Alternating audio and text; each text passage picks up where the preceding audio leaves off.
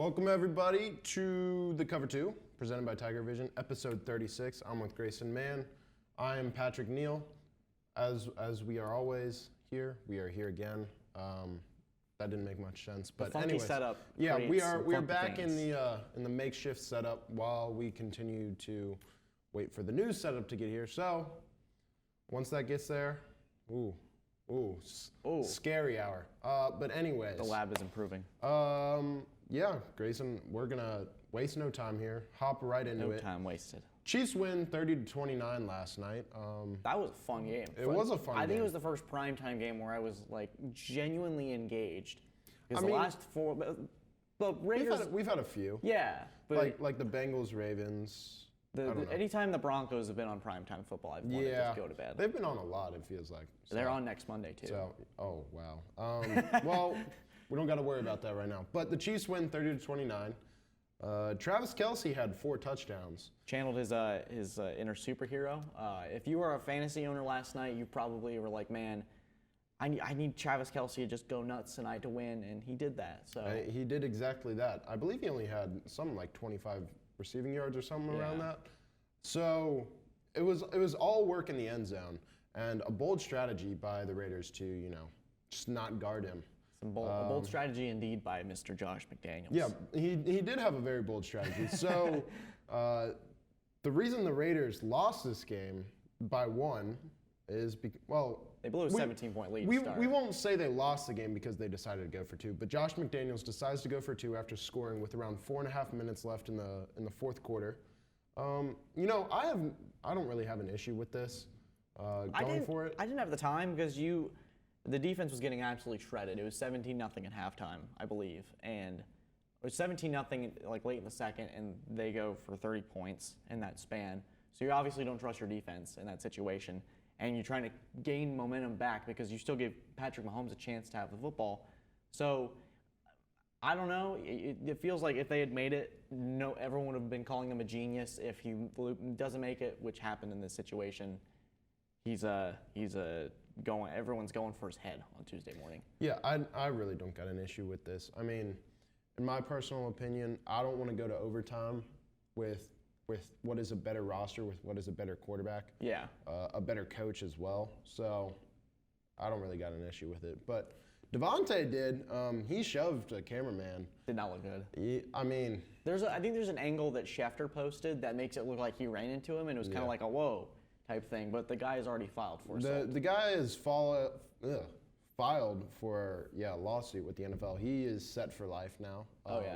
Probably. One push that changed everything. Yeah, and he probably escaped with barely a scratch. I mean, they took him to the hospital, reports were saying, with non-serious injuries. And so, that dude gets to retire.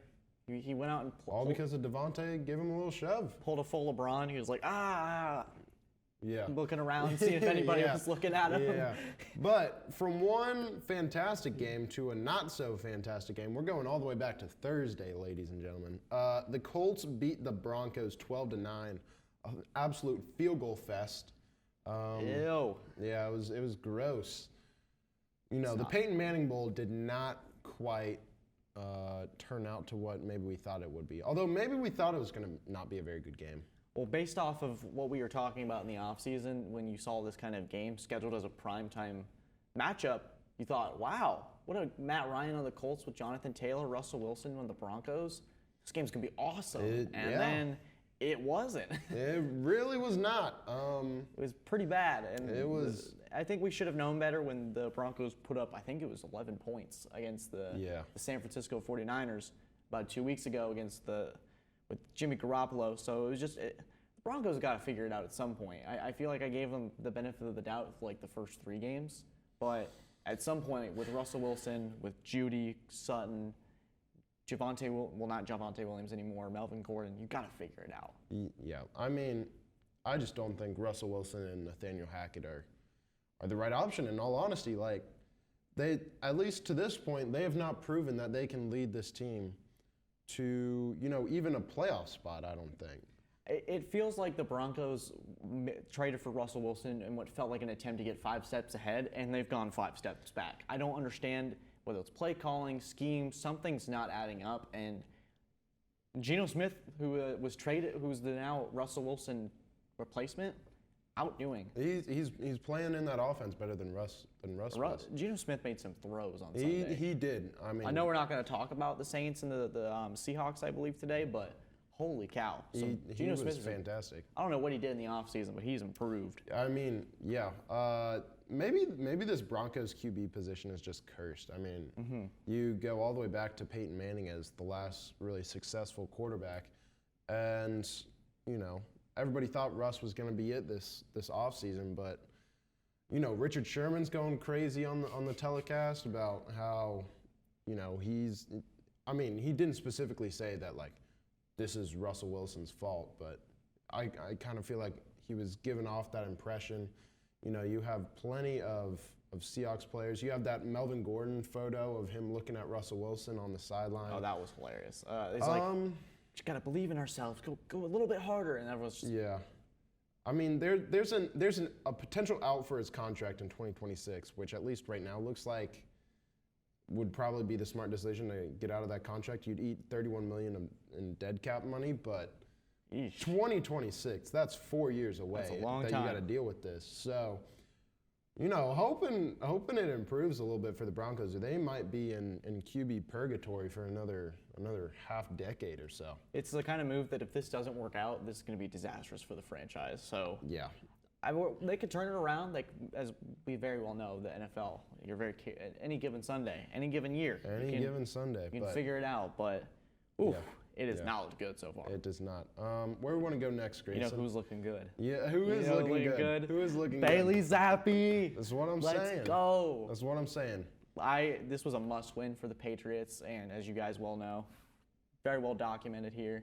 I love my Patriots. I was not very confident. I was thinking, man, number one offense, going into Gillette, backup quarterback, his first start as a rookie.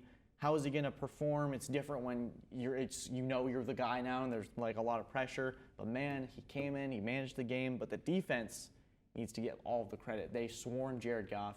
Matthew Judon is a beast, worth every penny. I am very happy. I don't know if New England's going to make the playoffs, but games like these just make me excited. Yeah, I mean, it was a fantastic game for the Patriots. Lions' highest scoring offense in the league up until this point. 0 points. They didn't. Amon-Ra St. Brown was coming back from an injury. I don't think he played as many snaps as he normally would have. DeAndre Swift was out. DJ Chark, I believe, was still out. But, 0 points is still... They were 0 for 6 on fourth down as well. Yeah. They did the best they could to allow the Patriots to shut them out. Ramondre Stevenson, who is going to be the number one back for New England for a while. Harris is going to be out for a while with a hamstring injury. So... if he can do what he did on Sunday, I'm okay with a. That's why you get the two running backs. That's why you have that kind of running back by committee situation there. That's what I thought. I didn't realize he was hurt until I saw the tweet a couple hours ago. Yeah. So the Patriots seem to starting to figure it out with Patricia. I still don't know why we made him offensive coordinator, but it looks better than I thought it did. So there's that. 29 points. So, but that Lions defense is also atrocious. It's bad. So. We'll find out. Hopes that the Patriots can continue it on track. They play Cleveland next week, and Cleveland, if they win that game, I'm going to start hammering home the wagon. Oh yeah. Let's move on to Buccaneers Falcons. Oh geez. I think there was a few themes this weekend. A few. What themes, Patrick? Well, the main one is probably that the NFL refereeing has got to be better. I mean, we talked about the Chiefs-Raiders game and didn't even mention the Chris Jones hit, the roughing the passer.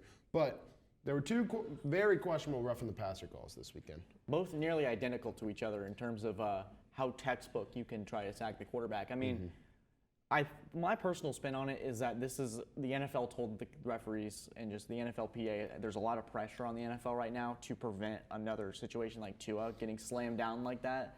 The reason Tua got a concussion there was because he was already concussed, not because of the way he was thrown to the ground. We've seen that millions of times. We saw Rodgers on Sunday morning in London get absolutely sandwiched, and they didn't call roughing the passer on that. So I think it's the way that Grady Jarrett took him down, and they've been told based on what happened with Tua. I think it's their overcorrection, and it's going to really anger a lot of people. Yeah. Well, yeah, if you didn't see what happened, Grady Jarrett really just tackled Tom Brady, and they called it a roughing the passer penalty. It was in no way, shape, or form a roughing the passer penalty. And then Chris Jones, last night against the Raiders, stripped Derek Carr, grabbed the ball, fell on Derek Carr, kind of tackled him while having the ball, and they called that a roughing the passer penalty as well.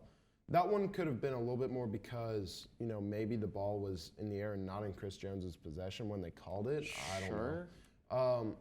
It didn't look. It was pretty. At first, I thought, okay, Jones must have hit his helmet from when he was coming from behind and getting the sack. But at the same time, it was just kind of, when you look at the replay, you're like, really? Yeah, I don't know. Everybody. I mean, Twitter was going berserk over all these calls.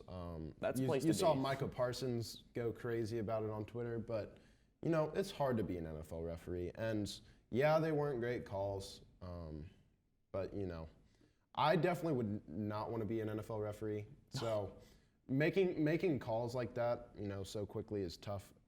I mean, it was clearly not, and the refs got to go back. Maybe they got to watch a little bit more film. I don't know. I don't know what they do. They got to review the film. They got to go back to the tape.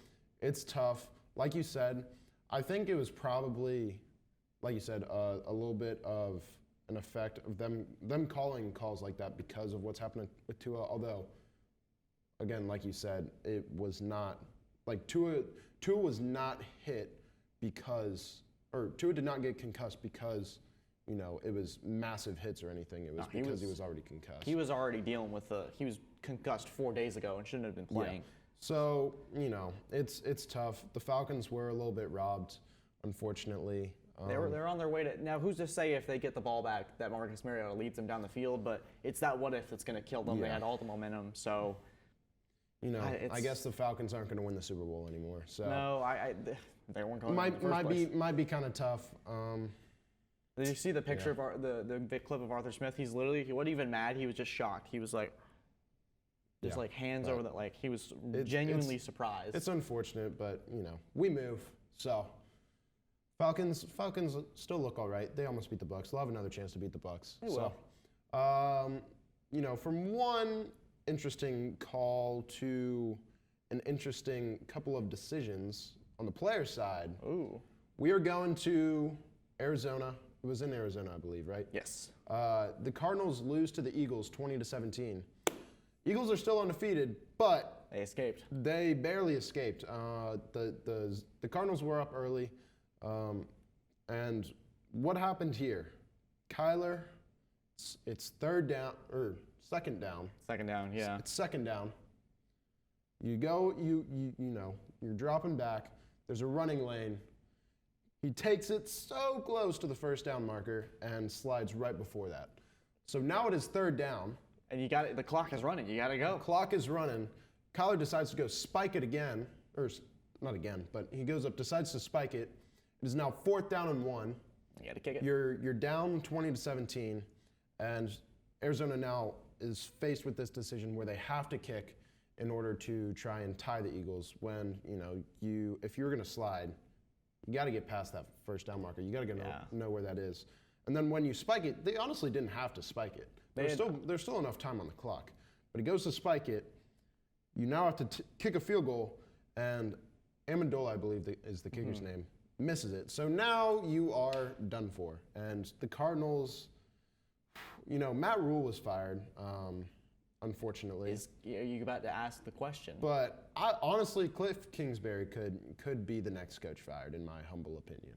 Yeah, this is a team with a lot of talent and not a lot to show for it. And I don't think Arizona made the playoffs last year, but it doesn't feel like they did. Yeah. They got smoked. It feels in that situation that Kyler would have been coached to say, hey, and these, you got to practice those situations a little more. And when the clock's running, and I think too, if you're that close to the first down, you got to go for it. Especially when the game is on the line. If it's the first quarter, I get it. But when it's the fourth quarter, it's the end of the game, I feel like you got to at least take a chance. I'm not asking Kyler to sacrifice his body and put it like his life on the line, stuff like that, but at least dive for the ball. Yeah. Dive for the pylon. What was worse, Kyler's end of game decision making or his pregame outfit? I think the pregame outfit was. He looked like a powerful businesswoman, so maybe he was trying to send a message. He was all for it. He was in a neon green pantsuit. It looked like a Kardashian. With like bell bottoms. I knew at that point that the Eagles were going to go 5-0, regardless of what happened. Yeah. That outfit was. It was atrocious, but that was pretty bad. Yeah. Watch out for Cliff Kingsbury being the next coach fired. That might be the next week's overreaction. Maybe. Maybe. I mean, that could have honestly been this week's. The decision making at the end of the game wasn't really his fault. I mean, maybe it was, and he was talking to Kyler to spike it, but it was more so Kyler. We're not there. But anyways, Cowboys. Cooper Rush is still undefeated somehow.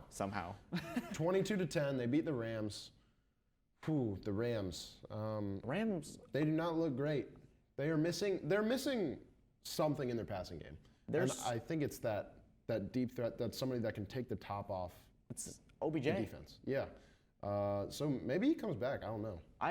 There's something. There's always that narrative about the Super Bowl hangover, and maybe it's just kind of the juice they have. They kind of have to because I think there was a quote by some team.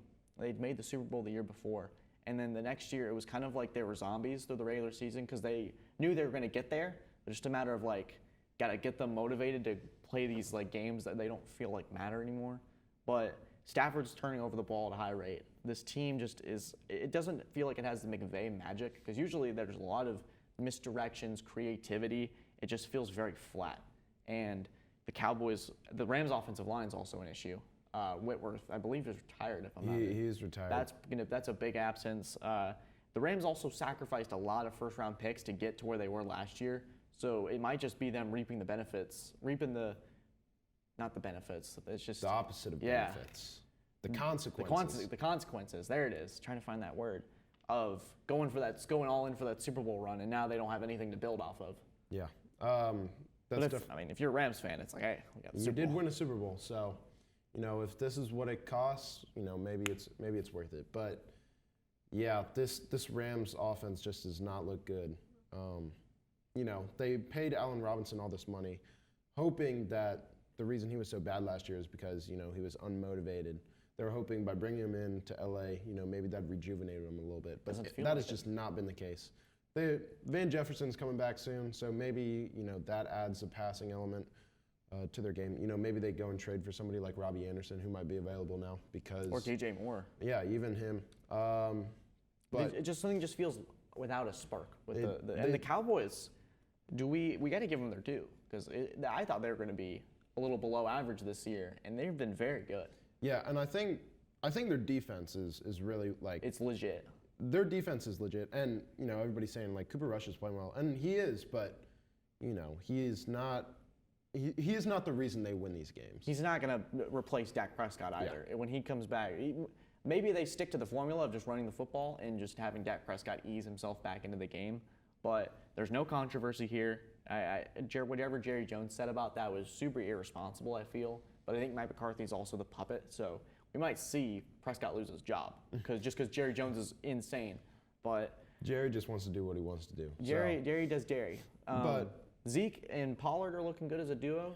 Parsons, DeMarcus Lawrence, that front seven is elite. Mm-hmm. I'm excited to see that Week 6 matchup with the Eagles because we're going to find out how good the Eagles are. We're going to see how good the Cowboys are. Exactly. NFC East is really good this year. Yeah, somehow. The NFC East. Somehow. 5-0, 4-1, 4-1. And then Carson Wentz. Ron Rivera took some shots at him as well. He did. But I don't think it's all Carson Wentz's fault. So, the issues for the Commanders are not just quarterback. It's their defense, who Ron Rivera should be in charge of. And they've spent a lot of capital putting into that defense, and it has not turned out the way they thought. It's not been very good. Well, you almost shout out Brian Robinson for playing. Exactly. Playing on Sunday after awesome. being shot. Yeah. 6 weeks ago. Good stuff, man. That's awesome. That is grit. That is determination. That is every single adjective possible. Fantastic for Brian Robinson, and he's probably the starter from here on out. Oh yeah. So, they'll still rotate in, but Brian Robinson's probably Not only the is he RB1. a tough dude, tough SOB, great player, great player. I agree. All right, we're going to move forward to Outkicking Our Coverage. This is the segment where we give a couple overreactions each. Grayson, you want to start us off? Yeah, and let's. I think we're gonna continue a trend here. We're gonna finish the show with positive vibes and energy. So we're gonna start with our negative overreactions, and keep in mind these could be anything. We get to go nuts in this segment. We get to really shoot for the stars. Let here. our wings fly. Let this basically is spread our our wings. But a segment to protect us from any like freezing cold takes, because be like, no, this was our overreaction segment. So my overreaction, and we kind of touched on it briefly, I think the NFL is in some hot water. I think they gotta have. It's kind of like when they had the pass interference rule, where they had to you could review it, and it slowed down the game so much, and they fixed it. I think that we're gonna have to endure a season. This isn't necessarily a overreaction of player-wise, but I think just the NFL is gonna take a drastic overreaction to what's been happening, and it's just gonna need some off-season correction. It's just going to be a frustrating season for some moments, in my opinion. I hope it doesn't involve future restrictions on contact, because it already is a little bit stingy on what you can and can't do. So it's just the NFL is in a weird spot at the moment. yeah, I don't know. They'll probably meet up. The NFL will probably meet up with the Players Association. I don't know. They'll add some new rule. I think it'll all get figured out eventually. It's just been kind of a weird few weeks for growing the NFL. pains, in a sense. Alrighty. It's tough. But one of my overreactions this week, Zach Taylor should be fired. Ooh, this is coming from a Bengals fan, guys. I mean, what does Zach Taylor honestly bring to this team? Every time on the sideline, he looks really genuinely confused. Yeah, I'm trying to think through it right now. What does Zach Taylor bring to this team? He's not good at game management. No. He's not good at play calling. I mean, he's got an all right culture going, but I think a lot of that is the players. It's Joe Burrow, and he's a... I really don't understand what Zach Taylor brings to this team. What does he do to this team to make it better? I feel like he got the benefit by the Bengals, having a talented roster and making it to the Super Bowl last year. A lot of that is the players. A lot of that was, the defense showing up, especially in that second half against the Chiefs. Joe Burrow, while he didn't play amazing in those playoffs, he was, still performing and hitting a lot of the explosive plays when they needed to. This offense is one of the most talented in the NFL. Yeah, and I would agree. When you see, teams like Dallas or teams like I don't even know, the Falcons, performing better than this Bengals offense is, that should be a serious red flag. I mean, there were multiple instances in this game, and there have been multiple instances this season where Zach Taylor's fingerprints on this team have caused them to lose games. The Steelers game, week 1, where they try and rush a play when Jamar Chase had scored and they didn't let him review it. I mean, there's just so many, and I just think Zach Taylor is not the right coach for this Bengals team. I think that he's going to get a lot of immunity from that Super Bowl run just because of what Cincinnati, they've never done that in so long. So there's going to be a little bit of a, just from the average fan's perspective, be like, well, that can't be right. But I think it would take Cincinnati missing the playoffs this year for that to happen. I think if they do, he definitely will, just because of the years he's had. He's had 2 straight, because he was hired in 19, if I'm not mistaken, right?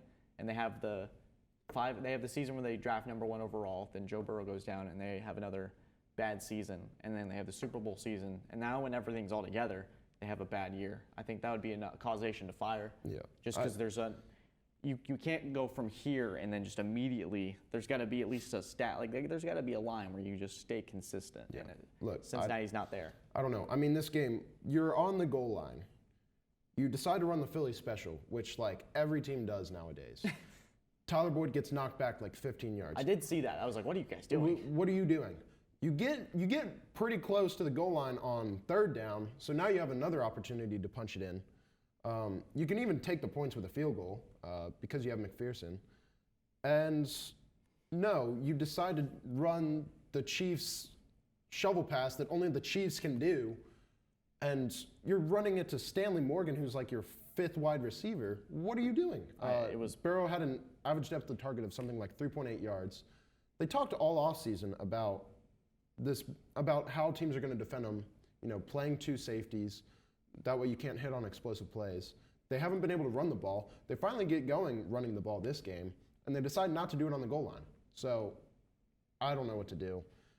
T. Higgins only played a few snaps. It was clear that this offense needs him. Not just Jamar Chase. They need to have T. Higgins as well. Big body receiver that helps. You can earn some cheap, big explosive plays when you got a 50-50 ball receiver. Yeah, but Is he still dealing with, what is he dealing with now? I believe it's an ankle injury, but yeah, that was my little rant on Zach Taylor. For the longest time, I've not been a believer in him, but I guess we'll see. Let's finish off the show. Some positivity. For me, Brian Daboll. We saw the Giants go 4-1 this weekend.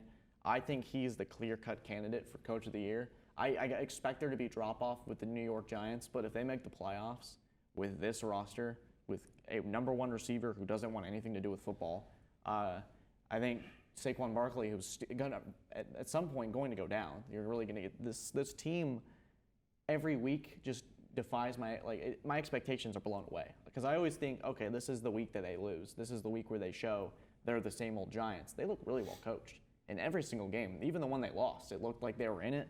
They played hard for Daboll. I think he's the clear-cut candidate for Coach of the Year. I've said it before about a Giants coach, so I hope they don't strike lightning and prove me wrong again, because I said the same thing about Judge, and I got struck by the lightning of you are so wrong, dude. So I am going to end on that positive note that Brian Daboll is going to be your Coach of the Year. Okay. I like it, yeah. The ghost of Kieran Devine is somehow, I think him coming on the show and hyping him up at the Giants, someone was watching that was like, all right, I got you. I look bad right now, but, I think we should have him back on if they make the playoffs. We'll have to have him back on. So I mean, it's not because Daniel Jones playing like top 10 quarterback. It's more of Daboll, but Daboll's got him, running a lot, which is what he's one of the better things he's good at. So your overreaction is going to transition a little bit into mine. Running backs are back, or at least a little bit more valuable. Ramondre. You've had, like you said, Saquon Barkley, who may be the leader for Offensive Player of the Year right now. And comeback player of the year. He is like single-handedly willing this team to wins. They're running Wildcat. Yeah, I love the Wildcat. It works. But Saquon is going crazy. Dameon Pierce really good. is again, like Saquon willed his team to a win this weekend. It was like 12-9, something like that. He really willed his team there. Or 16-9 or something like that. I think he was the only touchdown of the game. Yeah, he had a Marshawn Lynch type run. If you haven't seen it, go look it up. It's crazy. Austin Eckler was hyper efficient. Josh Jacobs has looked good this season. Taysom Hill had 9 carries for 112 yards and 3 touchdowns. I guess he's a running back now. He's in everything. You know how they list athletes for those recruits? He's just that. He is an athlete, but the running backs this season have kind of brought back a little bit more value. And are you aware of the movie Draft Day? I'm sure you are. Yeah. One of the issues with that is the Browns do not understand positional value. They don't. And they draft Ray Jennings, the running back, played by Arian Foster, I believe, in this movie, at number 7 overall. But that looks like a bad pick, and for a while it probably would have been. Yeah. But this season, I don't know. Obviously, you should probably not draft a running back, until like later first round. Saquon was drafted number 2 overall, but he is showing this season what he can do and how special of a player he is. And maybe Ray Jennings wasn't so bad. Maybe Ray Jennings was right. But rightfully drafted. Look, I just think there's kind of been this kind of revival of the running back, this revival of playing defense and then establishing the run and winning that way, as opposed to how many teams are doing it? Patriots, Giants, a, Texans. a lot of them are because of the switch to cover 2 on defense Cover 2 now and it's one putting 2 safeties. Yeah, we're plugging the show here. Putting 2 safeties to avoid those explosive plays. So teams are establishing the run. The teams like the Eagles, teams like the Giants. We're going back to traditional football. Look, there you go. And some teams will thrive off of that, and some teams will. And maybe that's what Cincinnati is struggling with right now. Is kind of like, and the Packers too. They can't really. The Giants too high. They go in shotgun every time. A lot of teams are starting to suffer from this. Almost. A lot of teams are overcorrecting because they're saying, "Hey, we're getting beat a lot here." That's probably why the Ravens are doing so well too, because they have a running quarterback. They're able to do so much with him. Yeah. There's just a lot of the San Francisco 49ers. They're going to run the football. Exactly. Establish the run. There's a lot of. You might be onto something here. Bring back the fullback as well, Ben Skoranek. The Patriots had a fullback, Jacoby Johnson. Yeah. Jakob Johnson. Yeah. And he was something. He was good. So bring it back to the early 2000s, and before. Hey, if we bring it back to the old 2000s, we might be seeing more of these hats. You love that hat flip, don't you? I do love the hat flip. Yeah. No better way to end the show, I guess. No better way than a Grayson hat flip. We're gonna end it there. Yeah. Any last thoughts? I think just leave a comment on the show. Any games we might have missed that you want to cover, so we kind of we want to get an idea of what games we want to emphasize on the show and make sure we cover your teams. We appreciate the viewership as always. We appreciate Zach producing, making everything possible. He's over this way this week. His birthday's coming up soon, guys, so yeah, I better see birthday gifts lined up for my man. But yeah, we're going to thank you all, as always, for watching the show. Thank you to Zach, like Grayson said. Thank you to Tigervision. And that's going to be it for episode 36. We'll see y'all next week. Have a good one.